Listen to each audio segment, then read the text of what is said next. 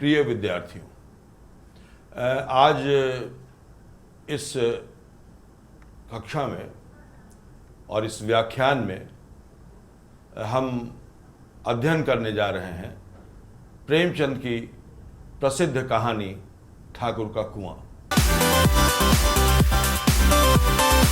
आपने ये कहानी कई स्तरों पर पढ़ी होगी।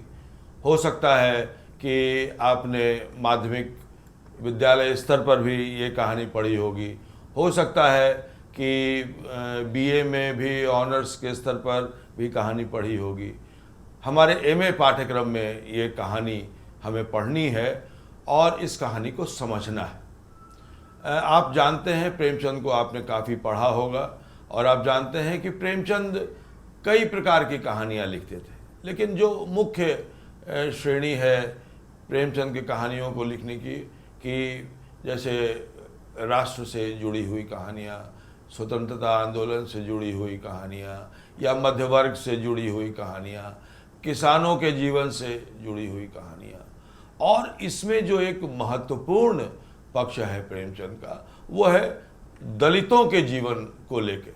देखिए, दलित आंदोलन तो बहुत देर से शुरू हुआ, लेकिन प्रेमचंद ने दलितों को केंद्र में रखकर कहानियाँ लिखने का कार्य बहुत पहले से शुरू कर दिया था। और उन्होंने जिस प्रकार की कहानियाँ लिखी वो ऐसा लगता ही नहीं है कि वो स्वानुभूति से प्रेरित है या सहानुभूति से। ये कोई अंतर नहीं है उनकी कहानियों में, क्योंकि उनकी कहानियों में एक सच्चाई है, उनकी कहानियों में एक यथार्थ है। क्योंकि जो इसको कहते हैं ना भोगा हुआ यथार्थ, तो भोगा हुआ यथार्थ क्या होता है? भोगा हुआ यथार्थ ये होता है कि जैसे मान लीजिए कि मैं दलित हूँ और मैं झुग्गी झोपड़ियों में रह रहा हूँ, मैं वो जीवन जी रहा हूँ, तो ये भोगा हुआ यथार्थ हुआ। लेकिन जब रचनाकार उस जीवन को, मान लीजिए मेरे जीवन को वो चित्रित करने जा रहा है, तो जरूरी नहीं है कि वह उस वर्ग का हो, वह झुग्गी झोपड़ी में रहता ही हो, लेकिन वो जो अपने आसपास का सच देखता है उसको, उस सच को वो अपना लेता है। और जो पात्र होते हैं, जो स्थिति होती है, जो परिवेश होता है, उसमें परकाया प्रवेश कर लेता है। मतलब कि उसमें और पात्र में कोई अंतर नहीं हो जाता है। जिस तरह से हम कहते हैं ना कि एक साधारणीकरण है। क्या है साधारणीकरण? हम बैठ के हॉल में सिनेमा देख रहे हैं, अब सिनेमा देख रहे हैं तो पात्र घटित हो रहा है, अब हम समझते हैं अरे मैं ही तो ये हीरो हूं। उसी तरह जब रचनाकार जब किसी रचना को लिखता है तो वो उसका भोगा ही हुआ यथार्थ बन जाता है। वो जो रचनाकार किसी भी परिस्थिति को, किसी भी दृष्टि को अपना नहीं बनाएगा, अपना भोगा हुआ यथार्थ के रूप में उसको नहीं पचाएगा, नहीं परिणत करेगा, तो वो अच्छी कहानी नहीं लिख सकता, अच्छा नाटक नहीं लिख सकता, अच्छी कविता नहीं लिख सकता, वो बनावटी होगी। तो प्रेमचंद के बारे में जब ये कहा जाता है कि उनकी दलित कहानियाँ, जितनी भी दलित केंद्र में रखकर कहानियाँ लिखी गई, जो कहानी मैं आपको भी पढ़ाने जा रहा हूँ, जिस पर हम लोग अभी बातचीत करेंगे, ठाकुर का कुआं, सदगति, पूस की रात, कफन, ये जो कहानियां हैं उसमें किसान भी है, किसान जीवन भी है, सब गांव पृष्ठभूमि में है। लेकिन उस किसान जीवन के बीच में ये जो दलित, जो वंचित, जिनको खाने को नहीं मिल रहा है, पीने को नहीं मिल रहा है, पानी है, गांव में पानी है, कुआं है, लेकिन दलितों को, क्योंकि वे जो कैटेगराइजेशन, जो वर्गीकरण किया गया है, ब्राह्मण, वैश्य, शूद्र, क्षत्रिय, ये जो कैटेगराइजेशन उसमें सबसे नीचे आते हैं। तो जो छुआछूत हमारी जो जाति व्यवस्था में है, उसी पर यह कहानी लिखी गई है। लेकिन प्रेमचंद की एक विशेषता है कि वो अपनी कहानियों में भाषण नहीं देते हैं, उपदेश नहीं देते हैं, चित्र बनाते हैं। कलाकार हैं प्रेमचंद। तो जब कोई कलाकार जब चित्र बनाता है तो वो सारी बातें अभिधात्मक ही नहीं कहता है। मतलब अभिधात्मक का मतलब ये हुआ कि ये नहीं कहता है कि दलित जाति पर बहुत अत्याचार हो रहा है, हमें उस अत्याचार का विरोध, कोई नारा वारा नहीं लगाते थे प्रेमचंद। वो व्यंजना होती थी। तो व्यंजना का क्या मतलब हुआ? मतलब कोई बात कही और उसका अर्थ निकला। तो ये अभिधा और व्यंजना का अंतर आप लोग जानते ही होंगे। जो बड़ा रचनाकार होता है, उस बड़े रचनाकार की यही विशेषता होती है कि अभिधा बहुत कम होती है, व्यंजना ज़्यादा होती है। तो ये सब बात तो चलती रहेगी, दूसरी कहानियाँ भी जब हम पढ़ाएंगे। तो अब अभी बात करें ठाकुर का कुआं पर। एक मामूली सी कथा है, छोटी सी कथा है, मुख्तसर सी कहानी है। क्या? एक दंपति है, जोखू और गंगी, झोपड़ी में रहते हैं। जोखू बीमार है, पीने के पानी नहीं है। पिछले दिन गंगी पानी भर के लाई थी कहीं से, लेकिन उसमें बदबू आ गई है। अब बीमार है बेचारा, उसको प्यास लगी हुई है। अब पत्नी है, उसको देखा नहीं जाता है कि मेरा पति बीमार है और उसको पानी पीने के लिए नहीं है। तो कहती है कि हम पानी ले आए। तो कहता है कि हाथ पांव तुड़वाओगे? उसका उदाहरण मैं पढ़ के आपको सुनाऊंगा।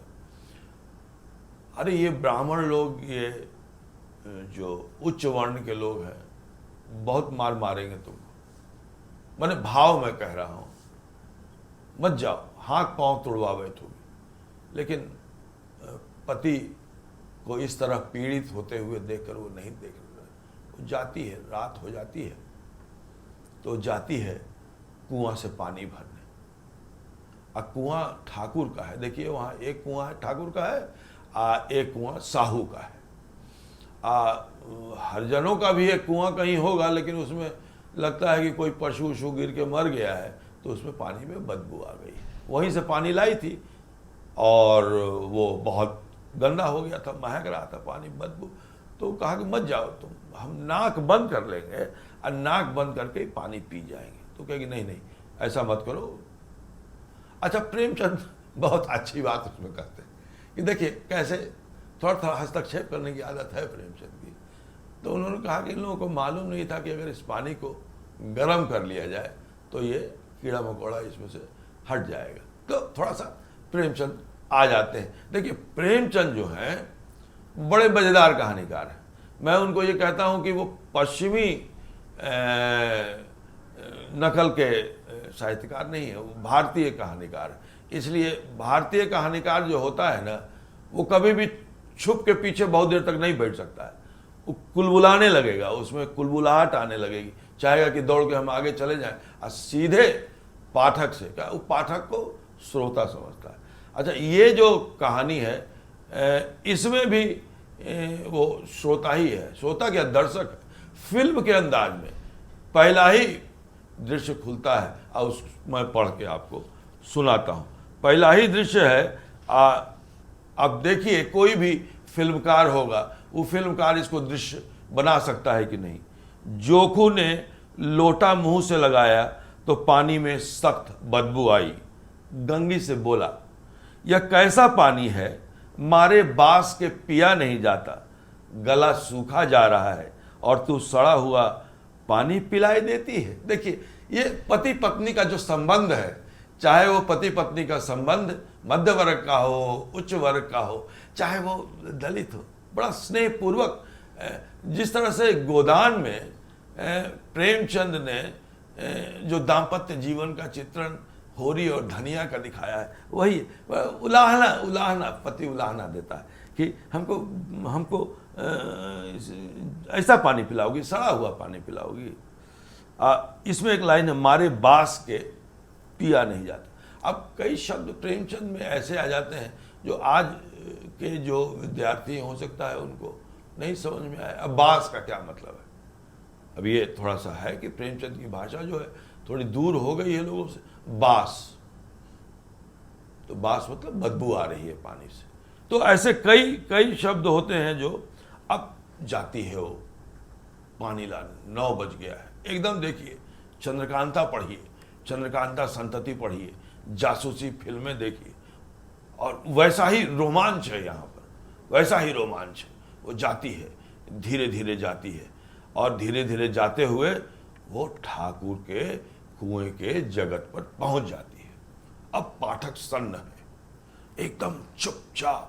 अब प्रेमचंद वैसा ही वर्णन कर रहे हैं, जो वर्णन करते हैं प्रेमचंद वैसा ही वर्णन वहां करते हैं कि किस तरह से उसने रस्सी का फंदा घड़े में डाला, दाएं बाएं चौकन्नी दृष्टि से देखा, जैसे कोई सिपाही रात को शत्रु के किले में सुराख कर रहा हो।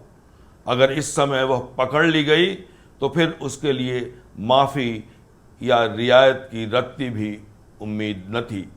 अंत में देवताओं को याद करके उसने कलेजा मजबूत किया और घड़ा कुएं में डाल दिया।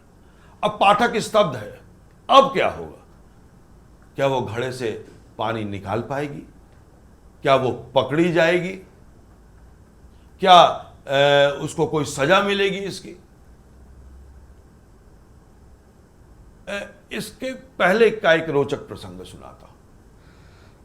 ये प्रेमचंद के कहानी कहने की शैली है कि किस तरह से वे कहानी कहते हैं और सच को सामने खड़ा कर देते हैं। ये एक प्रेमचंद एक तरफ गंगी और जोगी की कथा सुना रहे हैं, दूसरी तरफ वो उसके बरक्स एक और कथा चलाते हैं कि ये जो अपने को तथाकथित ऊंचे वर्ग के लोग होते हैं वे कैसे होते हैं। तो जब वो पानी भर रही है या पानी भरने जा रही है तभी तक उसे कुछ पदचाप सुनाई देती, और पदचाप सुनाई देती है तो वो अब कैसे वो पानी भर सकती है? वो जाके एक पेड़ के पीछे छिप जाती है। तब तक देखती है कि उधर से कुछ ऊंचे घराने की स्त्रियां आ रही हैं और वो आपस में बातचीत कर रही हैं। अपने तो खुद रोटी खाने बैठे हुए हैं और हमें भेज दिया पानी लाने के लिए, सारा घर का काम तो हमें ही करना पड़ता है। और स्त्रियों के बीच जो बातचीत होती है उससे ये पता चलता है कि जो तथाकथित उच्च वर्ण के लोग हैं वो अपनी स्त्रियों के साथ कैसा व्यवहार करते हैं। इसमें कई जगह ऐसे प्रसंग आए हैं जिसमें प्रेमचंद ने इन पात्रों के माध्यम से भी और सीधे सीधे भी ये बात की है कि किस तरह ये जो पूरा का पूरा समाज है उस समाज का अंतर्विरोध है। और एक जगह गंगी कहती भी है कि हमें अपने छुआ खाने नहीं देते, हमारी परछाई से अलग होते हैं। लेकिन जब मैं राह चलती हूं अकेले तो वो ललचाई नजरों से मुझे देखते हैं। उस समय उनका जो बड़प्पन है, उनकी जो जात की ऊंचाई है वो कहां चली जाती है। तो ये एक यथार्थ सामने आता है कि किस तरह दैहिक देह का जो शोषण है वो दलितों के देह का भी शोषण करने से वो बाज नहीं आते हैं। लेकिन जब देह का शोषण करते हैं तब वहां पर छुआछूत पता नहीं कहां चला जाता है। लेकिन छुआछूत तब आता है जब उसको घड़े से पानी भरना होता है। एक शुद्ध जल भी नहीं, वो पानी भी नहीं पी सकती। तो पानी भरने वो गई है, कुएं के अंदर वो डालती है और उसके बाद उसको धीरे धीरे ऊपर उठाती है। अब उसका भी एक दृश्य सुनाता हूं। और ये सारे दृश्य जो हैं वो पढ़कर सुनाने पर भी ऐसा लगता है कि जैसे वो सामने दृश्य हम देख रहे हैं। जैसे आप कल्पना कीजिए, और जितने देर मैं इसे पढ़ता हूं आप आंखें बंद करके इसको सोचिए दृश्य के रूप में, तब आपको लगेगा कि यह दृश्य कितना भयावह है। गंगी झुकी कि घड़े को पकड़कर जगत पर रखे कि एकाएक ठाकुर साहब का दरवाजा खुल गया। शेर का मुंह इससे अधिक भयानक न होता। गंगी के हाथ से रस्सी छूट गई। रस्सी के साथ घड़ा धड़ाम से पानी में गिरा और कई क्षण तक पानी में हलकोरे की आवाज सुनाई दी। ठाकुर कौन है, कौन है, पुकारते हुए कुएं की तरफ आ रहे थे और गंगी जगत से कूदकर भागी जा रही थी। घर पहुंचकर देखा कि जोखू लोटा मुंह से लगाए वही मैला गंदा पानी पी रहा है। कहानी कहां से शुरू हुई थी? एकदम गोल वृत्त में घूम गई कहानी। कहानी कहां शुरू हुई थी? कहानी शुरू हुई थी कि घर में जो पीने का पानी है वो बहुत गंदा है और वो पीना चाहता है। वो कहता है कि नहीं, मैं नाक दबा के ले मैं पी लूंगा। और कहानी समाप्त कहां होती है? कि वो पानी पी रहा है। इस दोनों वृत्त के बीच में जो कहानी तैर रही है, जो संवेदनाएं घूम रही हैं, उन संवेदनाओं को पकड़ने की जरूरत है। और इस रूप में अगर इसको हम दलित कहानी के रूप में इसकी विवेचना करें तो निश्चित रूप से ये एक ऐसी कहानी है जो फिर नहीं लिखी गई। लेकिन यह समस्या आज भी भारत में मौजूद है।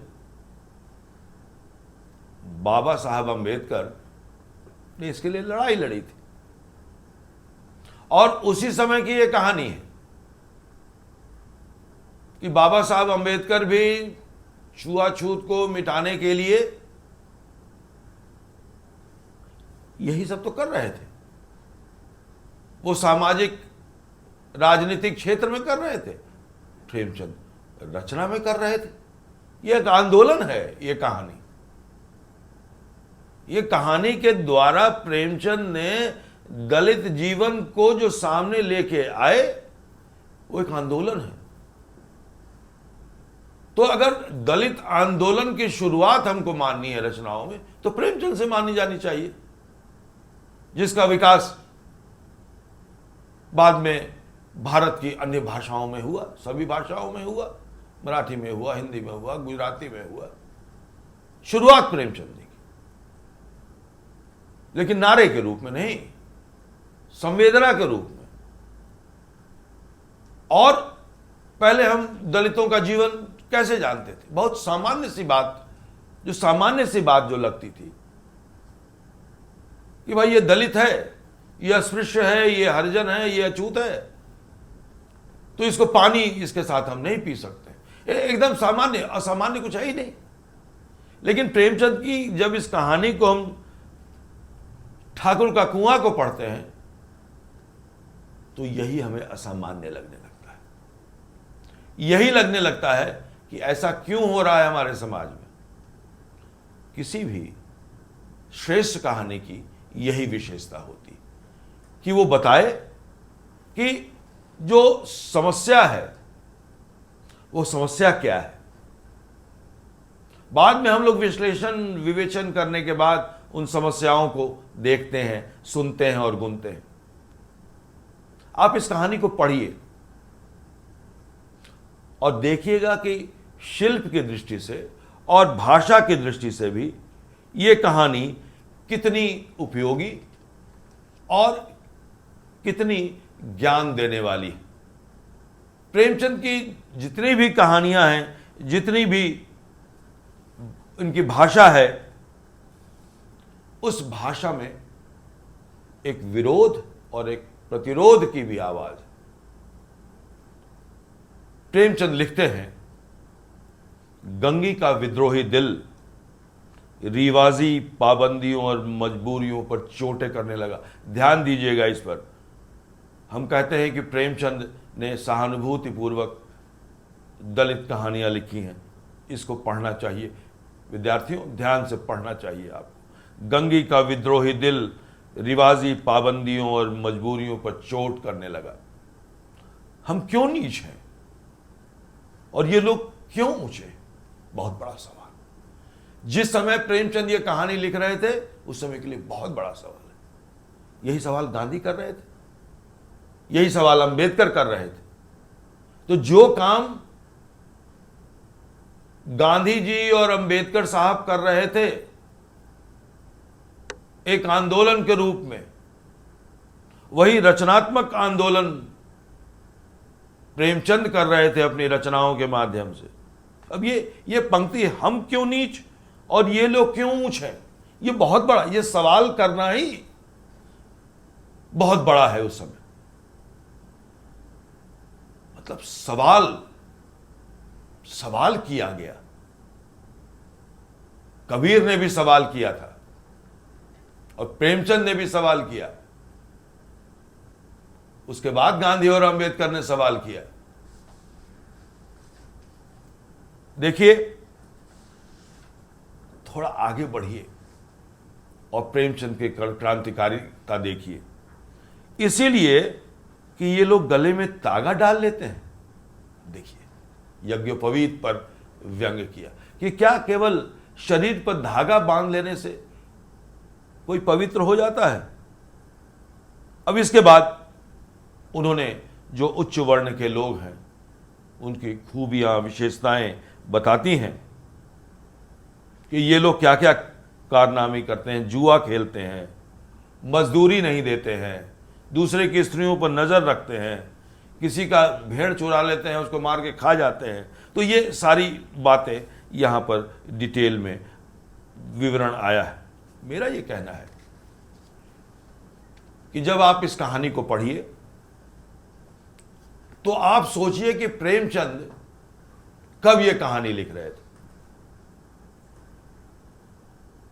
19वीं शताब्दी के मध्य में 1936 से पहले की ये कहानी है, 1930 के आसपास की ये कहानी है। और ये कहानी प्रेमचंद उस समय लिख रहे थे जिस समय अंबेडकर और गांधी का पदार्पण हो चुका था, और दोनों से प्रभावित लगती है कहानी। इसलिए हम ये कह सकते हैं कि ठाकुर का कुआं एक ऐसी कहानी है जिसमें अंबेडकर और गांधी दोनों की भावनाएं, दोनों की प्रतिबद्धताएं और दोनों के आदर्श अलग अलग तरीके से सामने दिखाई देते हैं।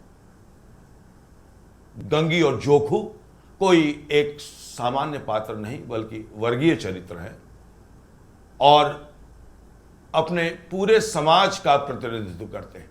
यह प्रेमचंद की खासियत है कि वो सामान्य चरित्र को एक वर्गीय चरित्र में परिणत कर देते हैं। वो पूरे दलित समाज